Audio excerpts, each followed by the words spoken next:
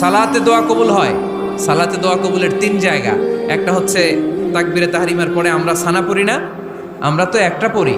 আল্লাহর হাবিব সুন্নাহ এবং নফল নামাজে আরো পড়তেন সানা, ওই দোয়া কবুল হয়। 2 নম্বর জায়গা সালাতে সেজদায় পড়ে দোয়া করলে কবুল হয়।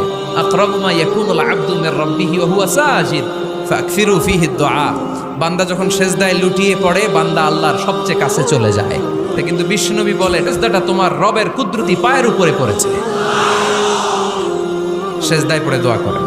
সালাম ফিরানোর আগে বিশ্বনবী দোয়া করতেন, লা ইউসাল্লিমান্না আহাদুকুম হাত্তা ইয়াতাআওয়াযা মিন আরবা'a।